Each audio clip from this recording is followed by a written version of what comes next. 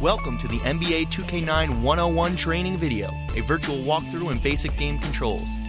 Many of last year's controls are still there, so all you NBA veterans can easily pick up and play. But if you want top control of your game, watch and learn. Let's start with offense. When you've got the rock, use the left stick to move your player around the court. If you pull and hold the right trigger, you'll use turbo and run faster. But be careful with that trigger, because your player will lose energy at turbo speed. To pass the ball, press the A button. Your pass will go to the player in the direction you're holding the left stick. If you want to choose the receiver, use the icon passing control by pressing the right bumper, then the button for the player you want to pass to. Tap the B button for a slip screen and some quick space. If you hold down the B button, your teammate will set a full screen, then roll to the basket for a quick pick and roll play. The Y button will make your baller hop step toward the basket. You can also tap the X button to pull a pump fake to try for an open look. Either way, you're going to want to shoot the rock.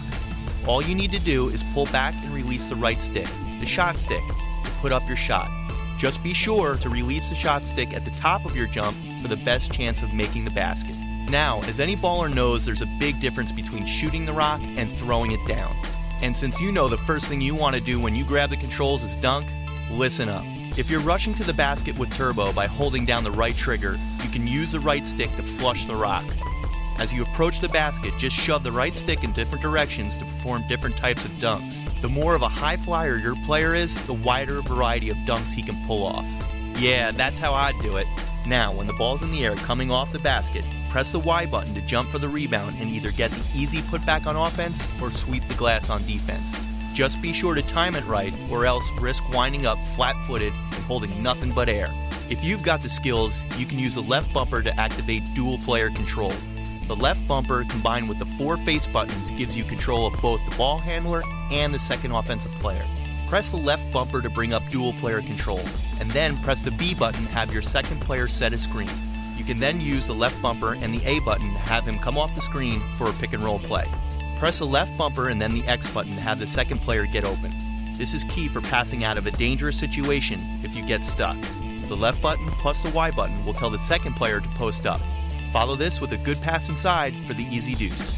Finally, pressing the back button will call a much needed timeout. So that's one half of the game. Let's move on to defense. Moving around is the same as offense, but instead of passing the ball, you'll use the A button to select the defender you want to control. Each press will give you control of the player closest to the rock, or if you're already controlling that player, the second closest. If you want to control a particular player, use the icon switch by tapping the right bumper, then tapping the button of the player you want to control. If the ball handler is shooting, press Y to jump for the block. You can also use Y after the ball comes off the basket to grab the rebound. The B button has multiple functions on defense, depending on what the ball handler is doing when you press it. If he's charging toward your position, press the B button to take the charge and draw the foul. If he's about to cut from his position, use the B button to cut him off. And if he's posting you up toward the basket, use B to flop and draw the whistle. But if an especially dangerous player has the rock, you can press the left bumper to double team him with the 2 closest defenders. You can also use the X button or the right stick for steals and cutoffs. Tap the right stick in the direction you think the ball or the ball handler is going, and your defender will move or swipe in that direction, hopefully stopping the play. Now, let's take defense to the next level. If you're controlling the player defending the ball handler, pull and hold the left trigger to activate lock-on defense. Once you're locked, you'll need to keep up with the ball handler by using the left stick in order to stay locked. When locked on the ball handler, a 3x3 grid will pop up, indicating your position in relation to the ball handler. With the left trigger still pulled, use the right stick to adjust the active box on the grid, which will change your defender's position in relation to the ball handler. Want to play tight D?